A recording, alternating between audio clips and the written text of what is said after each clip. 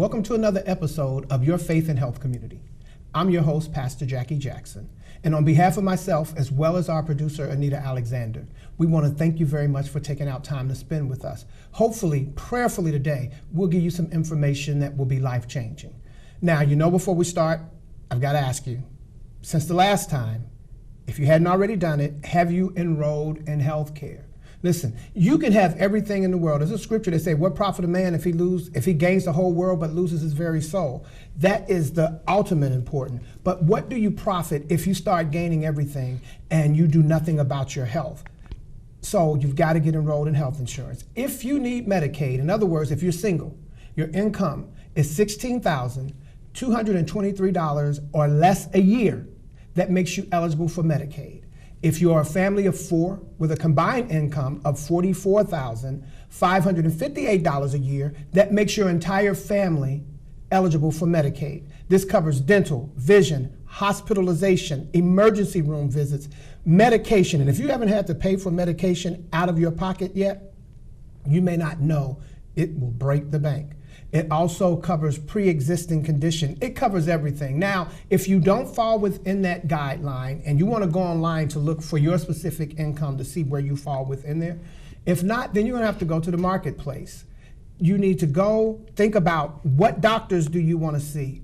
What hospital do you want to go to? I am very particular. I like Westchester Medical, or I guess it's actually UC, but it's UC Westchester. That's where I go. And so if I'm looking at insurance, I want to be sure that I'm covered for that hospital. You want to be sure that your particular medication, listen, contrary to what people may think, all medications are not covered in every insurance policy. There's some policy or some medication that insurance policies won't cover. So get your health care, make sure that you're covered. If you won't do it for you, do it for your family, right? So listen, we want to thank our very special guests for being here today. And they are a part of NARAB, which is the Cincinnati Realtors Association. And we have with us Pastor, I'm going to go ahead and say pastor since he's a pastor, Ken Webb. We have Mrs. Helen Robinson, and we have Davan Gassett. Yes. I did it. All right, so I want to thank you all for being at the show. Thank you for having us. Thank you for having us. And I apologize, and I always slow down because if you're married, I don't want to say it wrong, and so I just want to make sure that I do it right. I may not have, but I aspire to do it. So we want to thank you all for being here today, and we're here to talk about loans for housing and something that's real important. Part of the American dream is owning a house, right? And sometimes it seems like that American dream is slipping further and further away. And especially if you're Black or African American or minority. So we're going to talk about a lot around Black millennials, home ownership. We're going to talk about loans. We're going to talk about the credit, the denials, the failures, all the things that you and I sometimes maybe go through and don't have the answer for, and don't know where to get the answer. Well, we have the answer sitting here today, and so we're going to jump in. And I guess we're going to start with where it all starts, with loans. Okay. Right? I mean, at the end of the day, if I don't have the money, if I don't have the loan, then I can look at 1 million houses, and if I don't, as you said, have a rich uncle, Right. then it doesn't matter, right? Yeah, one of the problems that we have in the African community, unlike other communities, we don't have the vested individuals and families. They put the money in the wrong things. So for example, they put money in a wedding versus money into an actual mortgage. So for example, when you think about many times a person will spend $40,000 into a wedding reception and a wedding and look up, and then at the end of the year they're getting divorced. The $40,000 they could have put down for down payment assistance or down payment to get that loan, they would have. One of the programs that we have at Republic Bank is called a neighborhood housing program. It's called NHP, where we actually can do the down payment assistance, which is one of the problems that many people deal with. The three barriers that we struggle with, especially in the African American community, are credit, debt to income ratio, and then the third one is down payment assistance. And so down payment assistance is crucial because there's no use you trying to get all this paperwork done, all this stuff done through your underwriters, and then you can't afford the loan, right? It's a waste of time for you, a waste of time for the lender. And so what happens is that people come to the table with not money vested in, saying they don't have funds to actually get pre-approved, because then it wastes time for the realtors, right? Realtors showing you houses all over the place and you can't afford them. That's why they want you to get a pre-approval, right? Because they want you to make sure that you can actually be pre-approved over the house that you're actually saying you can get. But a lot of times in our community, we don't have access to that capital. And so that gets us always a tier or a second tier below other people when it comes to trying to purchase a home. Okay. Now, you know what, and I did this, I jumped ahead because I think I wanted to get into that, Right. to talk about the process, because for so many people, there are a lot of young couples that are trying to find a home. There are a lot of almost kind of middle-aged people, such as myself, that may be out there. And so I guess I wanted to get to that process. But before we continue, we should talk about who and what is the Realtors. Yes. Okay. That's probably important. Yes. Excuse me. So the Realtors was founded in 1947.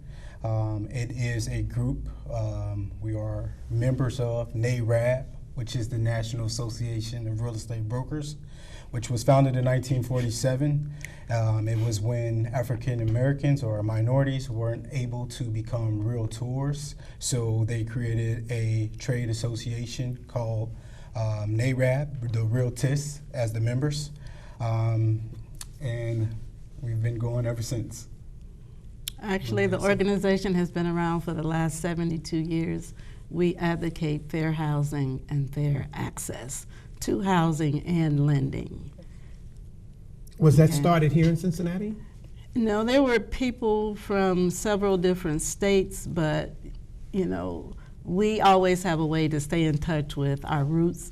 So they met, they were black brokers from several states, decided to meet, I think it was in June 1947, in July 1947, they met in Tampa, Florida, and they decided that we have a right to own real estate. We have a right to educate others like us so that we can participate in the process of home ownership. So these 12 brokers got together and formed the National Association of Real Estate Brokers. And they decided that we would be called Realtors because the majority group, the National Association of Realtors, didn't want us to belong, so we started our own. Then as time went along, we were invited to join the majority group. And because they had some tools that we didn't have, and we were all doing the same thing, they said, okay, we will join, but we will still keep our group. So hence, we've been around 72 years, and we're still going strong. We're in 33 states, and we have 88 chapters. All right, so this is local, this is national. Yes. You plan on expanding it international? I'm just curious. I don't know. We're working to get ourselves together. So. Okay, I just thought I'd throw that out there. And we're the oldest African American trade association in America. Okay. Yeah, that's very important. Can I ask, who's the president? Or is there a president? I'm assuming We there's have a national president. His name is Darnell Williams. He's from Atlantic City, New Jersey. He will be in office for the next 2 years. Okay. You were getting ready to say something, I'm sorry. No, you're good. No? All right, so there's something coming up, right? So the detail of the 2019 State of the Housing in Black America, what is that? That's the Sheba report. The Sheba? Sheba. Right. The words that you just said represent the Sheba report, State of Housing in Black America. Acronym. Okay. That's the acronym. Okay. Okay. And sadly to say, the state of housing for African Americans have decreased since our organization was organized. So, you know, we're looking to see what has caused that and what can we do about it. So right now, our national organization, NARAB, has an initiative in effect where we're trying to get, 2 million and five? 2 million new African American homeowners in 5 years. That's our initiative. That's our goal. 2,000,005. Yeah, All right. 2 million new homeowners in 5 years. So what year are you in of the 5? I would say we're in the second year, and we're adding new initiatives to better track what we're doing, track our numbers nationwide. From the data that you have so far, would you say that you're on track to reaching your goal? I'm not at liberty to speak about that right Okay, now. good enough. Just thought I'd ask. So, Let me add something else to that. Excuse me, as far as not being on track, but as far as initiatives, one of the things that they're doing, NARAB is doing, is utilizing the how can I word it? The only thing that the black community has, which is the church. And so they're doing the initiative now to try to implement programs, because every church is different. And so you can't come to every church talking the same way, Right. because everybody's different language and different cultures relates to that. So NARAB has done a great job of preparing its realtors to go into certain denominations and speak the language of the denomination so they can actually make that a reality. Because a lot of our pulpits seem to be our liaisons for the community.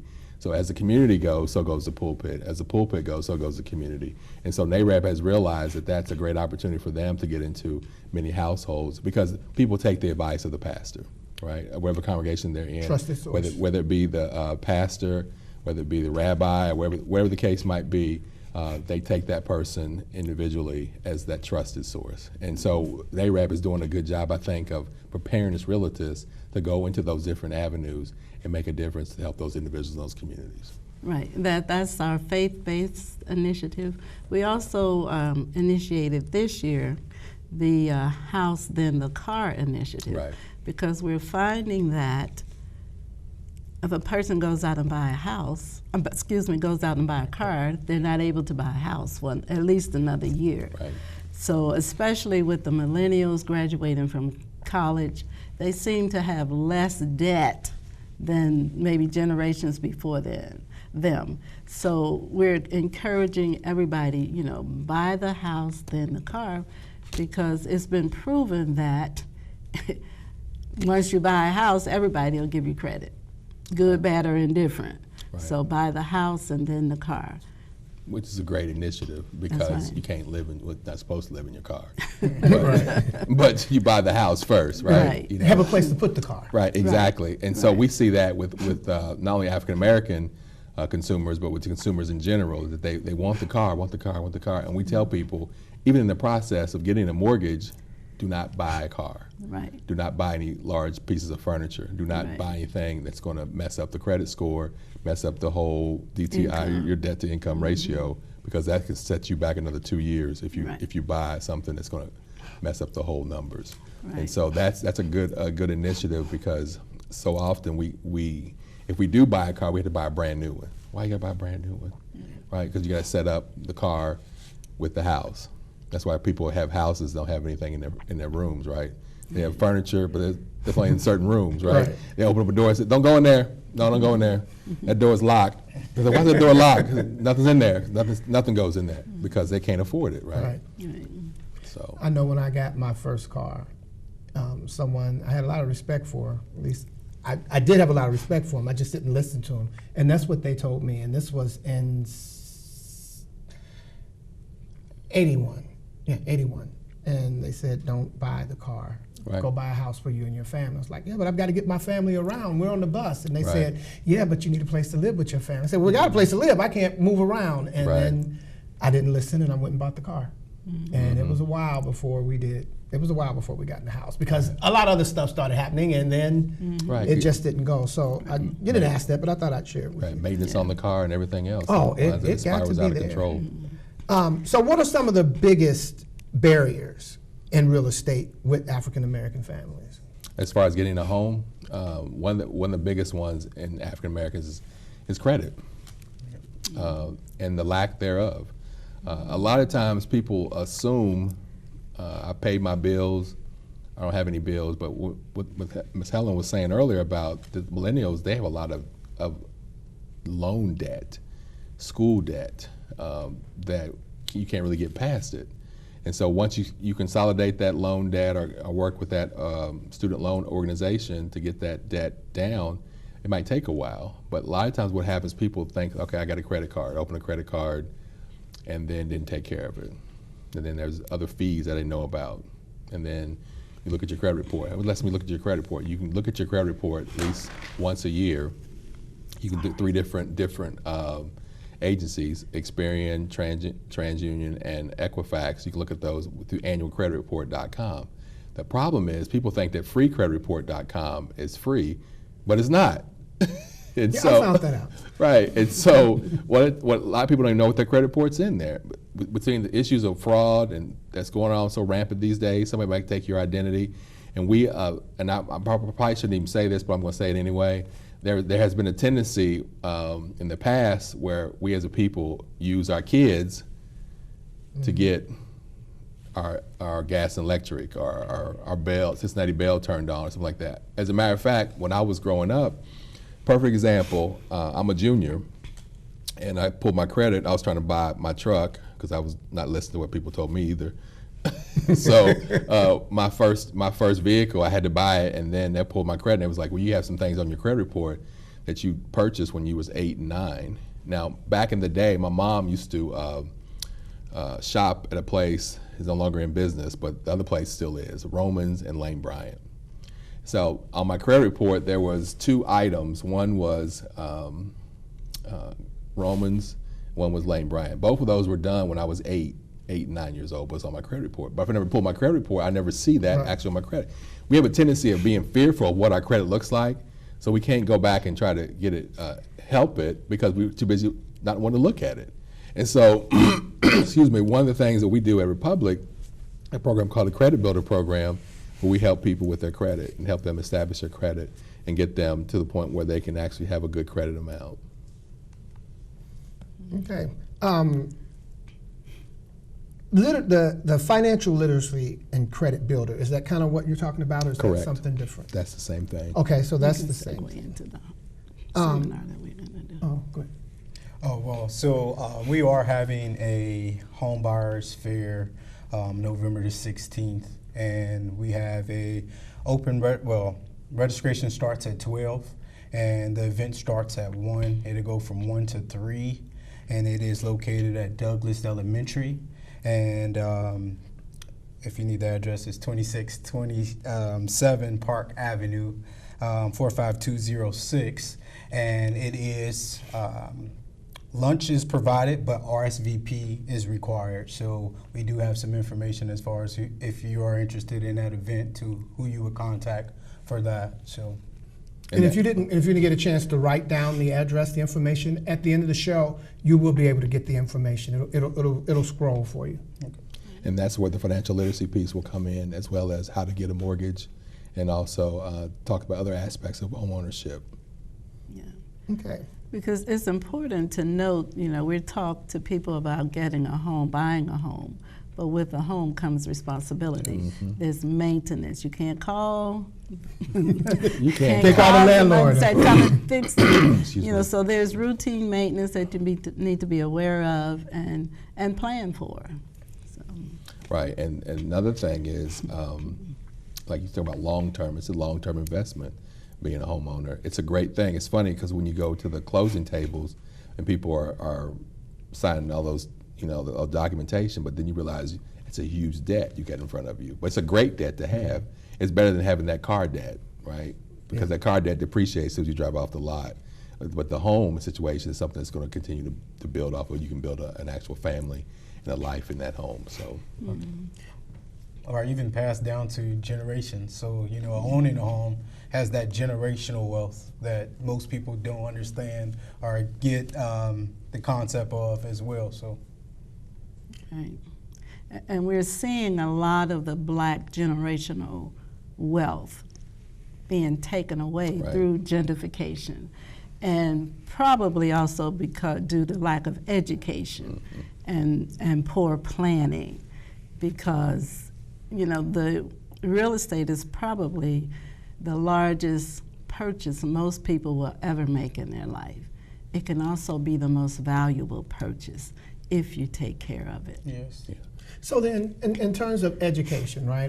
Bible says, "My people perish for lack of knowledge or lack of Right. information," and that's what I'm hearing. A lot of good information here, but this 30 minutes is not going to educate a person to the no. extent that they need. So what do you suggest for someone, whether they're a younger couple, a single individual, but someone who realizes that I need to own a piece of property. I need to own my own home. I need to own some land, something that actually is mine, and I'm not just paying into.